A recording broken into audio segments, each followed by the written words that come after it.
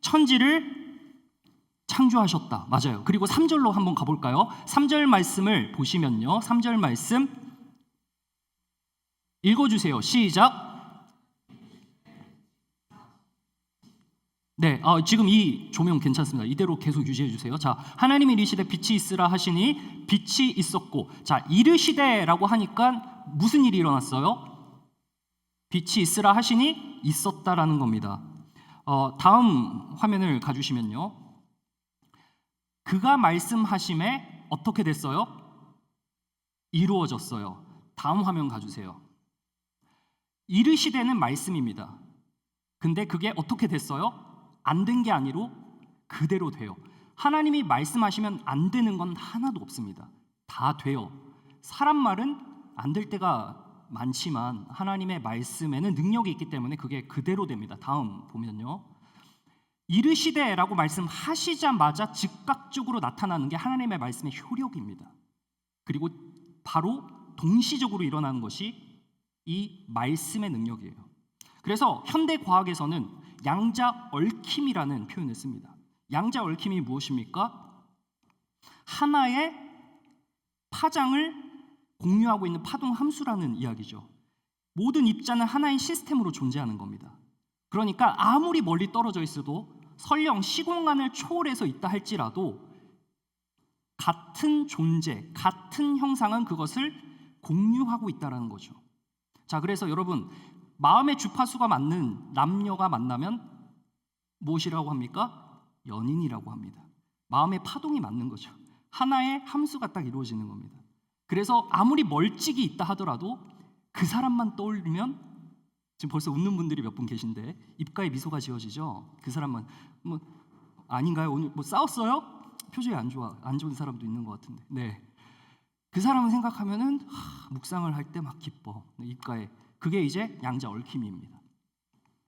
보이지 않는 영적인 세계에서 하나님께서 베풀어 주신 이 세상 가운데 만물에 있는 모든 것들이 하나님의 능력과 신성으로 이루어졌다고 로마서에서는 기록하고 있어요. 그러니까 하나님께서 태초에 천지를 무엇으로 창조하셨을 때 그 만물이 그대로 되었어요? 다바르, 히브리어로 다바르, 말씀. 그 말씀이 오늘 요한복음 1장 1절에 드러나는데, 그것은 태초에 말씀이 계시니라. 이 말씀이 하나님과 함께 계셨으니 이 말씀은 곧 하나님이다라고 이야기를 하고 있습니다. 여러분, 그런데 우리가 잘 알듯이 아담과 하와의 사건이 있었잖아요. 죄로 인해서 인류가 타락을 하게 됩니다. 죄의 영향력에 의해서 시스템이 단절이 돼요. 하나님과 하나 되는 그 파동의 함수가 단절되기 시작합니다. 그래서 나온 말이 죄성이란 말이죠. 죄성. 그죠? 그러니까 우리의 본질은 하나님의 형상이지만 죄성으로 인해서 우리의 본성이 죄로 향하는 경향이 생기기 시작했다는 거예요. 그래서 하나님과 분리되려고 하는 우리들의 마음속 깊은 곳에 자리한 그 죄성이 우리를 잘못된 방향으로 이끌고 간다고 지난주에 말씀드렸습니다. 그래서 이 죄성은 우리를 의존적이지 못하게 만들고 독립적으로 만들려고 하는 이 마귀의 유혹. 그러니까 우리 사람이라는 존재는 하나님의 말씀으로 구성된 정보 덩어리입니다.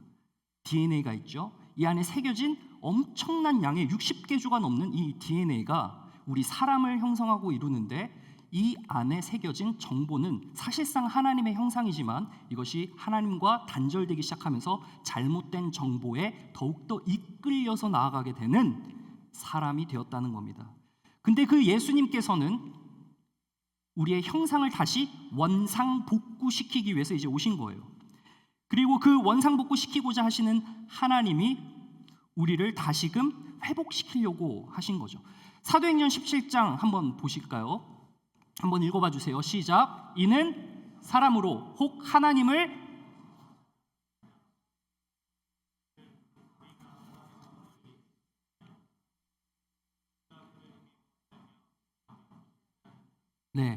하나님께서는 여전히 우리를 생각하시고 계신 거죠. 우리의 형상은 손상되기는 했습니다. 그렇지만 소멸되지는 않아요. 이게 우리의 본질적인 존재이죠. 예수님께서는 이 손상된 우리 인간성을 회복시키기 위해서 오신 겁니다. 본질상 진노의 자녀, 그래서 본성은 죄악으로 기울고 성질상 계속 왜곡된 방향으로 나아가고자 하고, 그렇죠? 우리의 마음이 조금만 마음에 안 들면은 막 틀어지잖아요. 이것이 좋은 방향으로 갈래야 갈 수가 없는 우리의 인간의 한계인 겁니다. 그래서 우리의 성격이 그 성질로부터 온 겁니다. 거룩을 추구하지 않아요. 의를 추구하지 않습니다. 그렇지만 그럼에도 하나님을 찾고자 하는 마음이 있다는 겁니다. 시편 19편 14절 한번 보시면요. 내 입의 말과 마음의 묵상이 주님 앞에 연락되기를 원하나이다. 그러니까 우리의 말과 생각과 모든 것이 하나님께서 알고 계시고 이미 그것을 다 꿰뚫어 보고 계신데, 이 사람이 이런 기도의 제목을 올리는 거죠. 다음 말씀 한번 보시면요. 마가복음 11장 24절에 보면 이런 말씀을 합니다. 그러므로 내가 너에게 말하노니 무엇이든지 기도하고 구하는 것은 받은 줄로 믿으라. 그리하면 너희에게 그대로 되리라. 여러분, 그래서 사람이라는 존재는요, 하나님이 말씀으로 창조하셨기 때문에 입의 기운, 즉 말씀의 능력 있도록 만들어 주셨다는 거예요. 그러니까 우리가 하나님과 하나의 파장 안에서, 하나의 공통된 그 함수 안에서 우리가 말하는 것은 그대로 이루어지는 겁니다. 생각하는 즉시 그것은 하나님이 알고 계세요. 하나님께서는 우리의 뱉은 말, 하는 생각 다 알고 계십니다. 왜냐하면 우리 하나님의 형상이니까요. 하나님께서 모든 것을 다 알고 계세요. 즉각적으로 응답하시는 분입니다. 우리는 그래서 하나님을 떠날래 떠날 수가 없는 겁니다. 구하는 존재거든요. 우리가 사람들에게 의존적인 좀 성향을 보이잖아요. 이렇게 가가지고 기댈 수도 있고, 기대기도 하고, 마음이 가는 사람한테 나의 속마음도 다 이야기하고, 속사정 이야기하고, 그게 마음이 통하니까 가능한 거거든요. 그러니까 사람은 이러한 존재더라고요. 내가 아무리 고상한 척하고, 내가 아무리 좀 시크한 척하고, 그래도 내 속마음 하나 털어놓을 사람쯤은 있다는 거죠. 그러니까 결국은 의존적인 어떤 존재라는 건데, 이스라엘 백성들이 무엇을 구했을까? 이게 우리의 모습인 겁니다. 이스라엘이 그때 당시만 하더라도 포로의 위치에 놓여 있었거든요. 계속해서 구원자를 구했어요. 나를 구원해 줄 사람 막 구했다고요. 절망 속에서 희망을 찾았고 어둠 속에서 빛을 원했습니다. 여러분, 400년 동안 하나님이 침묵하셨다고 생각해봐요. 본인들에게 매번 딱딱딱 시간에 맞게끔 일정표에 따라서 하나님이 맨날 응답하시다가 하나님의 응답이 뚝 끊겼어요. 더 이상 응답이 없어요. 더 이상 답을 주지 않아요. 얼마나 답답할까. 그게 이제 구약 성경의 맨 마지막인 말로 시작해서 기로 끝나는 말라기서, 그 말라기서에서 하나님이 더 이상 응답하시지 않고 침묵하는 이 긴 세월이 지나갔습니다. 그리고 응답하시지 않는 그 하나님이 요한복음 1장 1절에 와서 이렇게 증거를 하는데 한번 보여주시겠어요? 태초에 말씀이 계셨다로 시작을 해요. 그 말씀이 무엇이 되었어요? 14절에 육신이 되어 사람이 됐다는 겁니다. 그러니까 말씀이 육신이 됐다는 겁니다. 하나님이 사람이 되었다는 겁니다. 본질적으로 다른 그분이 우리와 같이 되었다는 겁니다. 요한복음 1장 4절에 보면은요, 그 신성은 무엇이냐? 우리가 범접할 수 없는 그분은 무엇이냐? 바로 빛이라고 합니다. 그리고 그분에게 빛이 있어서 우리에게 이 생명력을 가져다 준다는 이야기를 하고 있는 겁니다. 여러분, 그래서 오늘 보면은 말씀에 유대인들, 제사장들, 레위인들 막 이때 당시에 이 예루살렘 성전에서 예배드리고 막 하나님을 계속해서 찾았거든요. 여러분, 예배를 드리면 좀 그래도 속 시원하게 기도 딱 끝나고 나가면 오늘 하나님께서 구하는 자에게 바로 응답하신다고 하는데, 내가 기도 딱 해가지고 오늘 로또 당첨 보는 숫자마다 다 맞아가지고 이렇게 가서 정말 $1,000,000을 좀 거머쥐는 그러한 기적을 베풀어 주시는 그러한 하나님을 우리가 조금 기대를 어렴풋이 하지는 않나요? 제가 좀 극단적인 예를 들었지만 그래도 우리의 삶의 조건 가운데 뭔가가 좀 갖춰졌으면 좋겠는 그러한 기도의 제목을 하나님께 상달하잖아요. 그게 딱 들려졌으면 좋겠잖아요. 그게 예배의 목적처럼 우리가 보이고 이렇게 모이잖아요. 어떻게 보면 그렇다는 거죠. 이스라엘 백성들이 400년 동안 예배하면서 모였습니다. 근데 400년 동안 침묵하셨다고요. 그럼 뭐죠? 하나님, 죽은 하나님이죠. 그렇게 부르짖어도 응답하시지 않던 그분이 400년의 침묵을 끝내 육신으로 이 땅에 오셨다는 겁니다. 여러분, 어쩌면 기도의 가장 큰 응답은 하나님이 우리 가운데 거하시는 겁니다. 하나님께서 우리 가운데 거하실 때 모든 근원적인 문제가 풀린다는 거죠. 물론 삶의 여건들 가운데 나의 직장의 문제도 있고 여러 가지 문제들이 있어요. 산적한 문제들이 있어요. 가장 눈앞에 보이는 그것이 해결되지 않으면 불안해가지고 견딜 수 없는 그것이 있습니다. 저 사람만 아니면 괜찮은데 라는 그러한, 이 문제만 아니면 괜찮은데 그러한 이 상황적이고 환경적인 이런 어려움이 눈앞에 펼쳐져 있지만 사실상 그것은 내 마음의 문제인 거죠. 하나님이 우리 가운데 거하시면 사실상 그 모든 문제는 해결되는, 그게 가장 기도의 큰 응답이죠. 그래서 하나님이 사람이 되셨다는 것은 400년의 침묵을 마치 압축시켜서 그 오랜 세월을 한 번에 해결해 주시듯 하는 하나님의 응답이었던 거예요. 그래서 그 말씀이 육신이 되어 우리 가운데 거했습니다. 그리고 그것을 첫 번째로 증거하기 시작한 사람이 있습니다. 그 사람이 누구입니까? 세례 요한이 세례 요한. 여러분, 세상도 빛을 줍니다. 예수님이 여기 사람의 생명의 빛이라고 했는데 세상도 빛을 줘요. 한때 이제 저도 참 이 20대 한 중턱에 넘어서면서 청년부 감사합니다. 청년부 생활을 하면서 이제 그때는 뭐 리더, 뭐 순장 이런 거는 안 했지만 뭐 찬양팀으로도 섬기고 그리고 교회 와서 자주 잤습니다. 교회 와서 자고 그 다음 날에 새벽 예배 나가고, 그게 어떻게 보면은 좀 일과 같은 거였어요. 토요일 날 항상 교회에 와야 돼요. 왜냐하면 토요일 날 청년 예배가 있습니다. 우리 존경하는 목사님께서 청년들 토요일 날 놀지 못하도록 악하게 그렇게 토요일 딱 한 중간 5시라는 시간을 선점하셔서 3시부터 모이도록 하시고 5시에 이제 예배가 시작되면 9시에 예배가 마칩니다. 좀 길어요. 막 설교도 기시고 막 은혜는 많아요. 네, 끝나고 나서 어디 못 가게 나눔을 하게 하십니다. 그리고 딱 정해진 시간에 자게 하시고 교회에서 자고, 주일 오전 그 새벽 예배 6시가 있습니다. 그건 필참입니다. 그래서 필참을 하고 이제 얼마나 힘들겠어요, 여러분. 그런 세월을 보냈습니다. 제가 청년 생활을 하면서 거기서 나온 게 정말 천만 다행이다라고 생각을 하지는 않습니다만 그때 당시엔 너무 힘들었어요. 근데 이 세상의 빛이 좋아 보여. 밤에 어떤 빛이 있어요? 네온 사인들이 많잖아요. 밤에 그 어떤 길거리를 막 비추는 그런 사인들, 마음의 평안함과 안정과 안녕과 막 가면은 이제 또 놀 수 있고 그러니까 그런 것들이 막 눈에 들어옵니다. 그럼 당연한 거죠. 왜냐하면은 계속해서 교회에서 나랑 반대되는 성향의 어떤 말씀을 계속해서 불편한 자리에서 듣고 막 그러니까 얼마나 힘들겠어요. 저도 좀 풀어지고 싶고 놀고 싶고 그런 마음이 없겠어요? 그럼 다 있으시죠? 있으시면 가만히 계셔 보세요. 다 있네요. 그죠? 그러니까 다 그렇다고, 우리의 성향 자체가 그렇다고, 좀 풀어지기를 원하고 막. 그런데 이 세상이 주는 빛도 진짜처럼 보이지만 이 세상이 주는 빛은 우리를 계속해서 흑암으로 끌고 가잖아요. 그러니까 우리의 경향성이 환경과 조건이 갖춰지면 폭발하게 됩니다. 다이내믹하게 폭발하게 됩니다. 하나님과 단절된 상태로 우리가 하나님을 찾지 않는 모습으로 나아가게 된다는 거죠.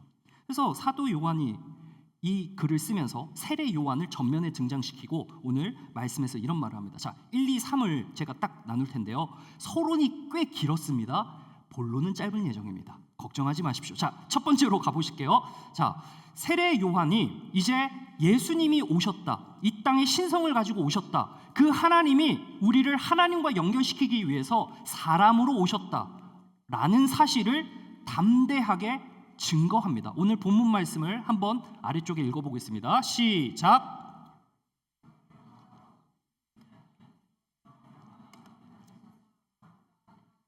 네, 드러내어 말하고 뭐 하지 않았어요? 숨기지 않았다는 겁니다. 호몰로게오라는 헬라어 단어를 쓰는데요, 이 단어는요 선포하다는 뜻입니다.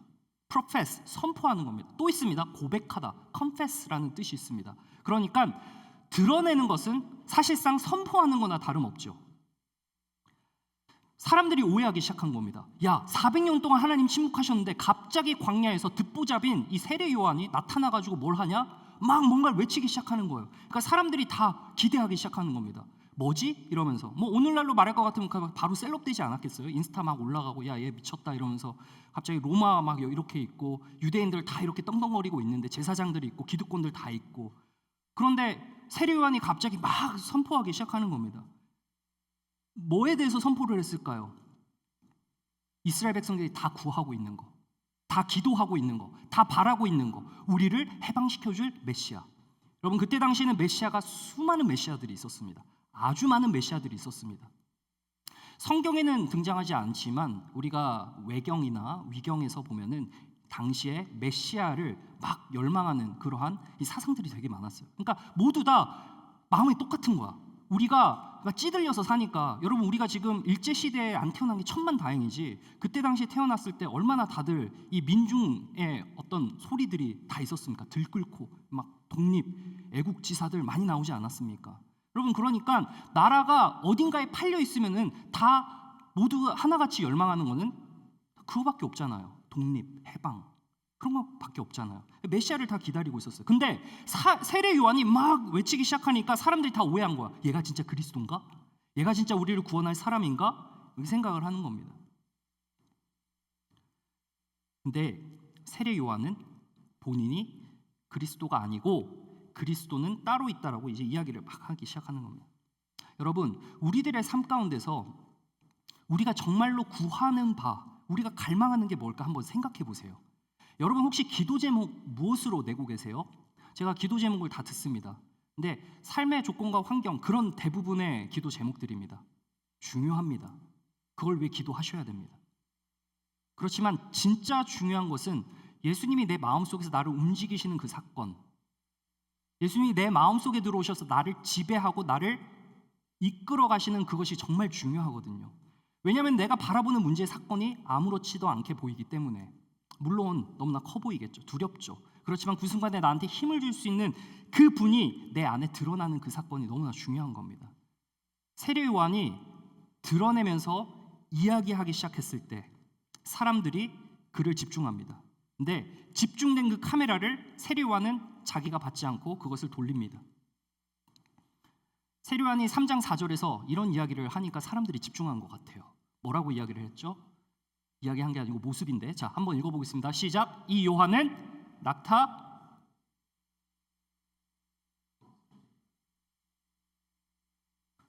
털옷 입어보신 분 있어요? 털옷. 그러니까 털옷은 다 입고 계시잖아요. 이거 다 털 아닌가 이거? 모직인가?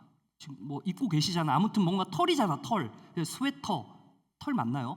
모직이죠. 뭐라 해야 되나? 뭐 아무튼 뭐 옷감, 질감 뭐 이런 거 좋은 거 비싼 거 이게 아니고 낙타 털옷이라고 하는 거는 가난한 사람들이 입었던 옷이에요. 되게 질겨요. 근데 그래서 이 가성비가 좋아요. 오래 입을 수 있습니다. 근데 이것을 이제 낙타 털옷을 입었다는 것은 무엇을 상징하냐? 여러분 사람이 옷을 입었을 때 그 사람이 드러내고자 하는 정체성의 어떤 모습이 있잖아요. 그런 의도가 우리 마음속에 있잖아요. 나는 이 옷을 입었을 때 사람들한테 어떻게 보였으면 좋겠다라는 마음이 있어요? 없어요? 있어요. 다 있잖아요. 그죠? 이런 마음가짐으로 입잖아요. 내가 사람한테 어떻게 프로젝트 될 것인가, 어떻게 보여질 거냐, 그걸 신경 쓰잖아. 근데 지금 세례 요한은 신경을 좀 덜 쓴 것 같아요. 그래서 패션 센스가 좀 떨어져. 낙타 털옷을 입었다. 되게 좀 가난한 사람의 코스프레 같은 느낌으로다 이렇게 한 건데 사실 세례 요한은 나시린이죠.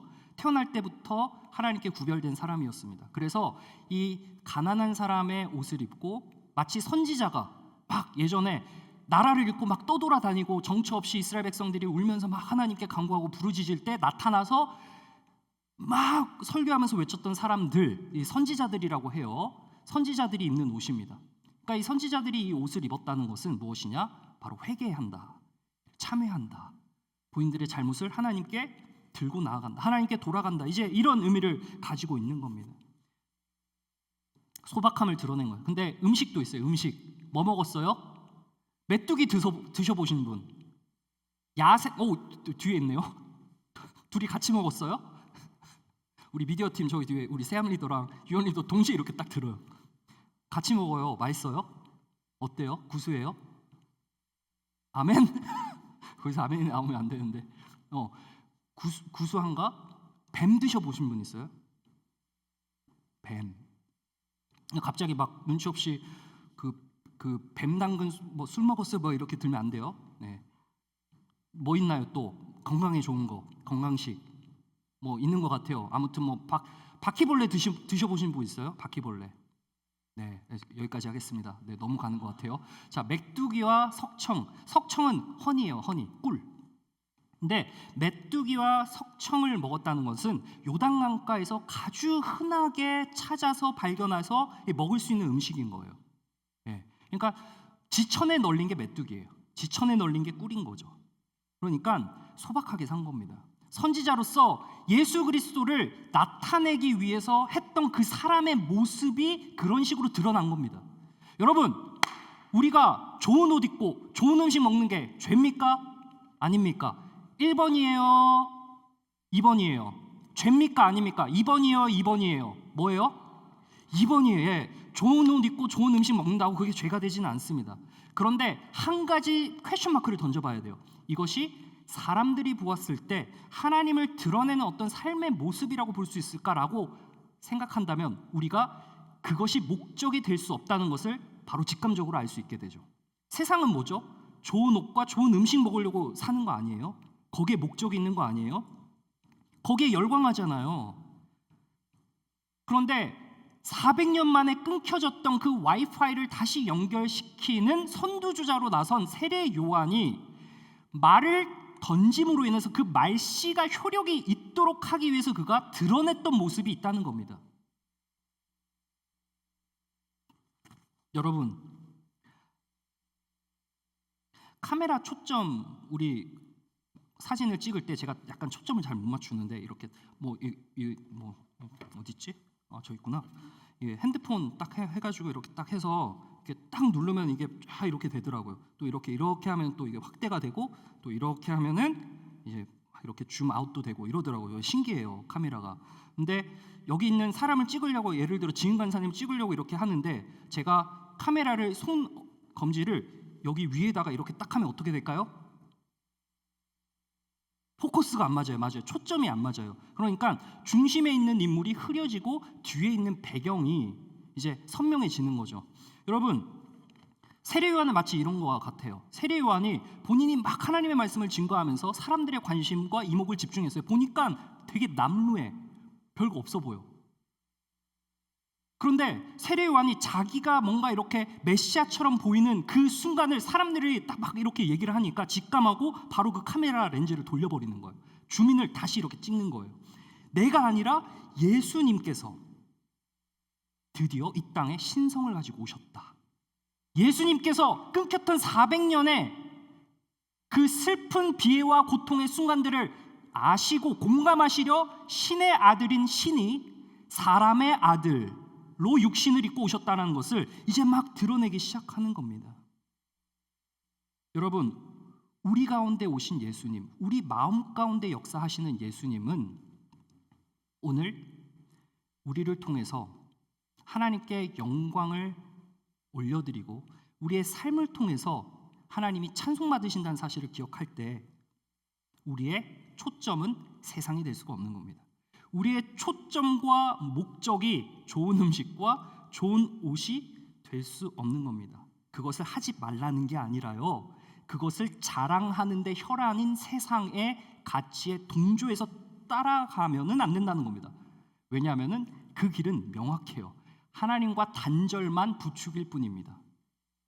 여러분, 좋은 것 하는 게 나쁜 건 아니지만 그것이 목적이 되는 순간 우리의 본질을 이제 잃게 되는 거죠. 복음을 위해서 명예, 품위, 자아 내려놓을 수 있냐? 한번 질문해 보세요. 내가 복음 전도를 위해서 명예, 품위, 자아 내려놓을 수 있냐? 여러분, 사도 요한은 광야에서 막 외쳤거든요. 길거리 타임스퀘어 갑니다. 와, 버스킹 가는데 그래도 우리 구트리도 있고, 그러니까 여기 중고등부를 이야기하는 거예요. 중고등부도 같이 나가서 막 같이 버스킹했어요. 막 이러고 저도 이제 앉아가지고 버스킹을 했습니다. 제가 좀 트릭을 썼습니다. 우리 청년들 뒤에 있었는데 저는 앉아서 카운을 두드렸거든요. 근데 모자 쓰고 선글라스를 꼈습니다. 왜 그랬을까요?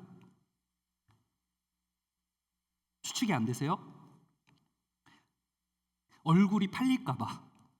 얼굴 팔릴까봐 목사님이 선글라스 끼고 그랬대. 그렇게 해석하는 사람도 있어요. 여러분 실제로 들은 얘기는 목사님의 얼굴 안 드러내세요 막 이래요. 여러분 복음전도 하러 나가는 게 사실 쉬운 건 아니죠. 그죠? 아니에요? 힘들어요 여러분. 제가 저 어머니 아버지가 지금 직관을 하고 계실 텐데 저는 가끔씩 목사지만 목사의 아들로서 부끄러울 때가 종종 있습니다. 부모님이 늘 전도카드를 들고 다니세요. 식당에서 나올 때도 예수 믿으라고 막 줘요. 그리고 1분 메시지를 전해요. 그 상황에 맞는 1분 메시지를 전합니다. 여러분 근데 저는 이제 딱 옆에서 참관하고 같이 이렇게 보는 게 아니라요. 나와요. 자리를 피해요. 그냥 가요. 뒤도 안 돌아봐. 그냥 가. 왜? 부끄럽거든요.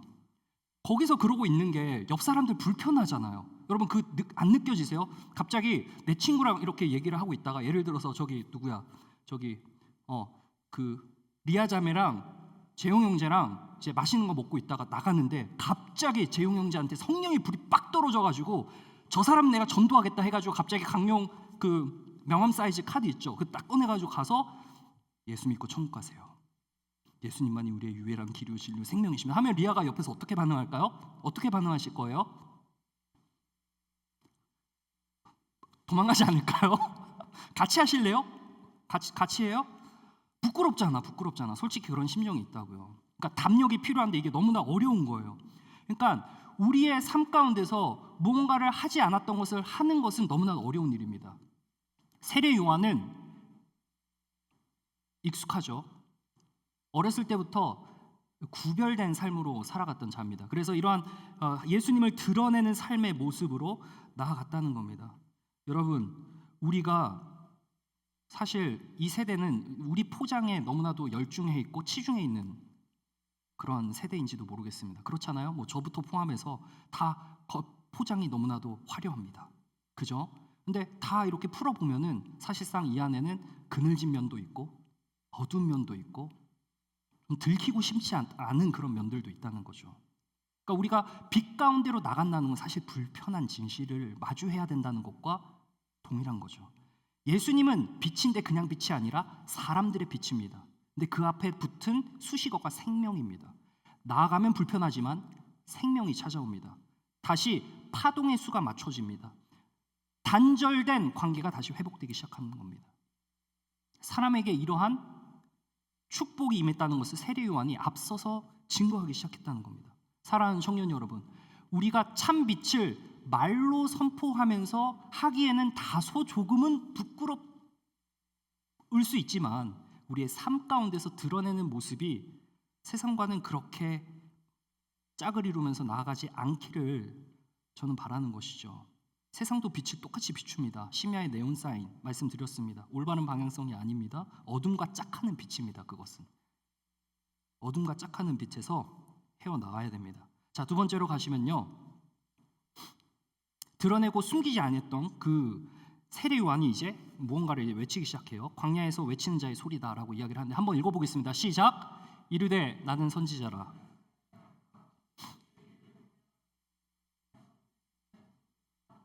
네, 외치다라는 것은 emotionally charged cries, 뭐냐면 막 이게 막 감정이 끌어오르는 겁니다.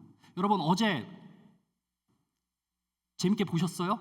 직관하신 청년들 바로 안에 직관하신 청년들 있어요. 예, 저는 그때 뭐 다른 거 하고 있었어요. 깜빡하고 있었어요. 와, 축구를 내가 직관을 못하고 또 뭐 라이브 볼 수 있나요? 유튜브 들어가니까 무슨 뭐 게임 나오더라고요. 막 피파 게임 나와가지고 내가 못 보더라고. 직관을 못 해가지고 그냥 그 뭐 문자 이렇게 하는데 보다가 에이씨 하고 껐어요. 뭐 재미도 없잖아. 문자 봐서 뭐해. 그래서 그냥 끝나고 그냥 리플레이를 하는데 이미 다 알고 있어 결과는. 그러니까 되게 싱겁게 끝났는데 여러분 응원의 함성 대한민국 자기 돈 주고 가가지고 막 응원하는 거 이게 좀 웃기지 않아요? 자기 돈 주고 돈 막 200불 300불 들여가지고 가가지고 막 붙이고 막 응원하고 땀 흘리고 막 이런 게 자연스러운 모습이지만 사실상 여러분 응원을 한다는 건 내 이모션이 거기에 인볼브가 됐다는 뜻이죠. 그러니까 무언가를 위해서 막 응원을 하는 이 함성의 목소리. 세례 요한이 광야에서 외치는 소리로서 막 함성을 퍼부었던 것은 아마 감격에 겨워서 했다. 이 한 70% 그리고 30%는 응원의 함성이 아닌 경고의 함성을 냈던 거예요. 야, 너네들 준비 다 안 됐어. 보니까 다 루이스 똥 입고 거기 샤넬 막 이런 거 막 거기에 막 젖어 있어. 모든 목적이 다 거기에 초점이 가 있어. 막 인스타 셀럽들도 맨날 이것만 올리고 막 여기에 혈안돼 있고 팔로우 수 몇 명 되냐 이런 것만 확인하고 있고 주님께 영광 올려야 되는데 내 인스타 팔로우 수만 올리고 있고 이러고 있는. 그러니까 경고의 메시지는 너네 예수님 만나잖아? 그러면은 하나님의 말씀인 분명히 힘이 있어서 그 예수님의 말씀을 통해서 파고드는 그 심장을 향해서 파고드는 바가 분명히 있지만 준비가 안 되면 아무리 예수님이 내 앞에 있다 할지라도 예수님은 그냥 먼 친척이 먼 사람이에요. 그냥 이웃 동네 이웃 사촌도 아닌 그냥 아저씨 삼촌 정도가 되는 거예요. 그러니까 세례 요한이 했던 거는 준비시키는 거였어요. 준비시키는 거. 여러분, 제가 여러분에게 여기서 왜 설교를 이렇게 구구절절 하겠습니까? 마음을 준비시키는 거예요. 예수님을 만날 수 있는 마음을 준비시키기 위해서 외치는 겁니다. 외치는 소리가 조금 명확해요. 이사야서 40장 3절 말씀 건너뛰어서 그 다음 마태복음 3장 2절의 말씀을 보여주면 이 세례 요한 아저씨가 뭐라고 했어요? 지난주에도 말했는데 자, 한번 읽어볼까요? 시작! 회개하라, 천국이 가까이 왔다. 이 말을 이제 계속 외친 거예요. 야, 너네 원상복구 돼야 돼. 하나님의 형상 깨졌잖아. 돌아가. 원형 복구돼야 돼. 원상 복원돼야 돼. 그러니까 그걸 이야기한 거예요. 하나님의 형상으로 돌아가. 그거예요. 그 얘기예요. 회개하라, 천국이 가까웠다. 이거를 막 외친 거예요. 그리고 이제 그 다음 절 막 보면은 종교 지도자들이 막 나오거든요. 여기는 없어요. 종교 지도자들이 나와요. 그러니까 욕해요. 세례 요한이. 욱해가지고 이 아저씨도 좀 한성격 하는 것 같아. 그래서 독사의 베이비 막 이러면서 이제 외쳐요. 욕하니까 막 듣고 얼마나 화가 났겠어요. 그래서 세례 요한이 사람들에게 모든 관심과 집중을 받을 때 세례 요한은 그 관심과 집중을 흘려서 그 초점을 그리스도에게로 향하게 하는 겁니다. 오실 자가 있다. 구원자가 있다. 우리가 집중해야 될 그분이 있다라는 것을 이야기하고 있는 것입니다. 5절과 6절 아까 전에 띄워주셨는데요. 한번 읽어보도록 하겠습니다. 5절과 6절이요. 다 함께요. 시작. 그때에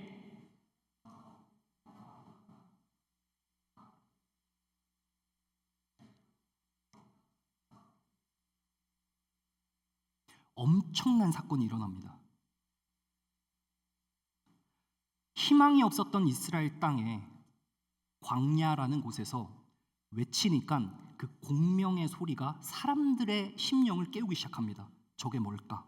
그래서 한 사람씩 찾아가요. 그리고 그 강으로 들어가서 세례를 받습니다. 요한이 세례를 베풀었죠. 그래서 죄를 자복하고 다시 돌아가는 역사가 일어납니다. 여러분, 이곳에서 우리가 하나님께로 돌이키고 우리들의 삶을 다시 점검해서 하나님께로 돌이키려고 하는 그 모든 과정은 너무나도 귀합니다. 왜냐하면 그 과정이야말로 예수님을 맞이할 준비를 하는 것이기 때문입니다.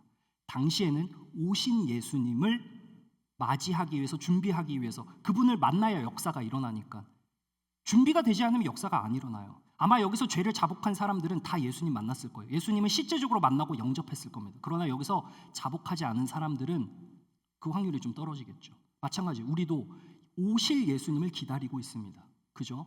예수님 다시 오시겠다 약속했거든. 그 예수님 오십니다. 그럼 그 예수님이 오실 때 무렵에 우리가 준비되어 있지 않으면 예수님을 맞이할 수 없는 겁니다.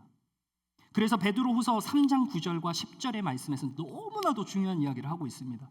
다 회개하기에 이르기를 원하셔서 예수님께서 오시기를 더디하시고 있는 거예요. 그러나 주의 날이 어떻게 온대요? 도둑같이 온다는 거. 도둑이 이렇게 인기척하고 와요. 자, 이제 저 들어갑니다. 10초 뒤에 기대하시기 바랍니다. 탁탁탁 놓고 하고 들어가요. 이렇게 살며시 이렇게 들어가요? 안 그러잖아요. 그러니까 갑자기 들어오잖아요. 그러니까 예수님의 오실 날이 이와 같다는 겁니다. 그런데 준비된 사람이 있어요. 데살로니가전서 5장 3절과 4절로 가면은 이런 말씀이 나옵니다. 자, 4절 말씀 한번 읽어보겠습니다. 시작. 형제들아, 그날이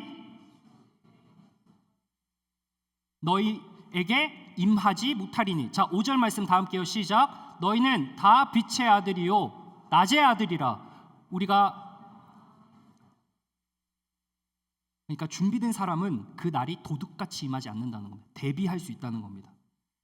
여러분, 우리가 주님이 언제 오실지는 알 수는 없지만 그분께서 반드시 오게 될 텐데 우리가 주님의 음성에 귀 기울이고 날마다 매주 그냥 루틴하게 이렇게 주일 설교 들으면서 하는 이런 것들이 하나하나 정보가 쌓여서 정보력이 되고 그것이 생명이 되고 빛이 되어서 어둠의 길로 가지 않고 세상과 짝하는 그 네온 사인에 휘둘리지 않고 한눈 팔지 않을 수 있는 이 힘이 되는 거, 자산이 되는 겁니다. 여러분, 뉴욕의 한 건물에서 화재가 났을 때 불길 속에서 구조하는 소리가 있습니다. 불길, 화재가 나면은 연기 때문에 앞이 안 보입니다. 그러면 무엇을 들어야 될까요? 메가폰을 들어야 됩니다. 이쪽으로 나오세요! 따라오세요! 2001년 우리가 잘 아는 9.11 테러 사건 당시 릭 레스콜라라는 모건 스탠리 증권회사의 보안 책임자가 있었습니다. 세계무역센터 남쪽의 비행기가 충돌을 했을 때 그가 메가폰을 들고 계속해서 외칩니다. 차분히 질서 있게 노래 부르면서 내려갑시다 하면서 그렇게 안내를 했대요.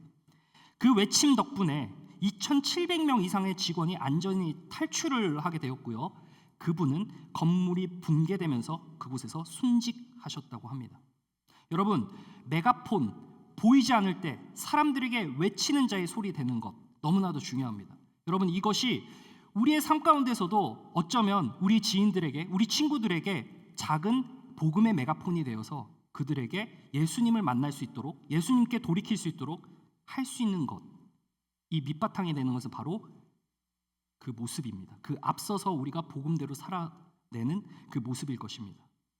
사랑하는 여러분, 우리가 예수님께서 우리에게 말씀하시는 그 돌이킴의 현장에 우리가 참여하고 우리가 누군가를 예수님의 품으로 돌이킬 수 있는 그러한 모두가 되시기를 간절히 축원합니다. 마지막으로 세례요한이 이런 모든 외침을 마치고 이런 이야기를 합니다. 야, 네가 누구냐? 그리스도냐? 나 그리스도 아닌데. 참빛이냐? 아닌데. 그 빛은 저분인데 오실 분이 있어. 너 준비해. 그리고 와서 회개해. 원상복구 돼야 돼. 하나님과 다시 연결돼야 돼. 그 일을 하기 위해 내가 왔어. 나는 그분의 신발끈을 푸는 것조차 감당하기 어렵다라고 이야기를 하고 있습니다.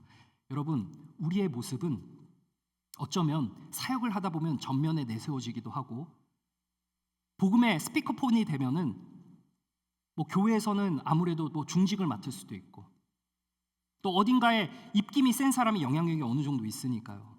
여기서 딱 드러내는 모습은 예수님 앞에서 늘 겸손해야 된다는 거죠.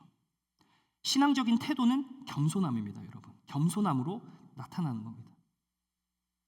믿음을 우리가 이 예수님을 증언하는 삶이 우리의 목적입니다. 삶의 목적입니다. 좋은 음식, 좋은 옷, 비본질적인 겁니다. 우리의 목적을 해 나가기 위해서 우리는 삶으로 증명해야 되고요, 입으로 표현하고요, 그것이 태도로 증명됩니다. 이제 이게 삼박자가 맞는 이 삶, 이것이 이 그리스도인의 삶이라고 할 수 있습니다. 자기 자신의 업적을 막 과대평가하지 않아요. 사람들이 다 모이잖아요. 자기 앞으로 다 모이잖아요. 세례받으러 오잖아요. 그러니까 얼마나 어깨가 올라가겠어요. 야, 내 입김이 좀 세네. 야, 하나님이 능력 주셔. 나 좀 되네. 예수님이 오셨는데 예수님이 진짜 전면에 등장하시기 전까지 좀 재미 좀 봐야 되겠다. 막 이러면서 그러지 않아요. 요한복음 3장 26절에 보면 오늘 마지막 말씀입니다. 함께 다 읽어보겠습니다. 시작. 그들이 요한에게 가서 이르되 랍비여, 선생님과 함께 요단강 저편에 있던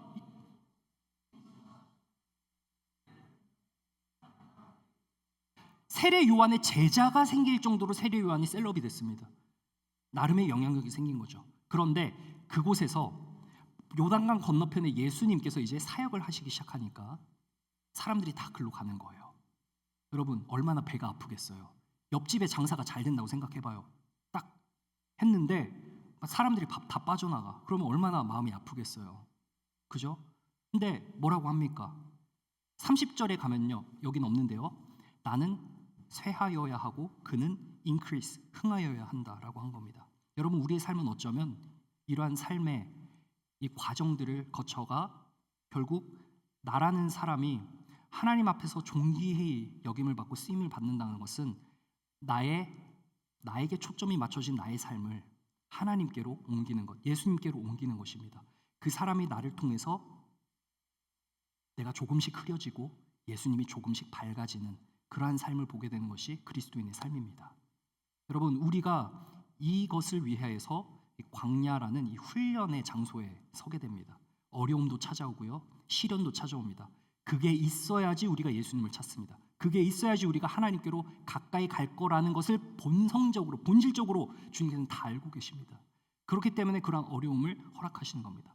혹시 이곳에 어려움 당하시고 정말 상처 입고 또 마음이 힘드신 분들 있으십니까? 그 시련은요, 어쩌면 우리에게 축복일 수도 있습니다. 왜냐하면 그 기회를 통해서 오늘 들려진 말씀 가운데 여러분들을 하나님께로 더 가까이 이끌도록 만드는 그것이 될 수 있기 때문입니다. 여러분, 그 과정 가운데서 조금씩 내가 발견하는 것, 주님께서 나를 사랑하시고 사용하시기를 원하고 나라는 사람을 통해서 주님의 복음에 동참시킬 수 있도록 하는 그러한 일을 위해 나를 부르셨구나라는 것을 생각할 수 있게 되는 것입니다.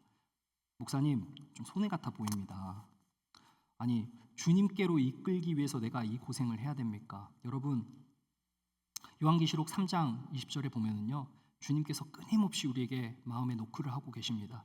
우리가 주님과 동행하는 것이 얼마나 축복이라는 것을 우리가 경험을 한다면 담대하게 우리가 뛰어들 수 있는 것입니다. 바라기는 우리 청년 여러분, 예수님을 드러내는 삶을 사시길 바랍니다. 예수님께로 돌이키도록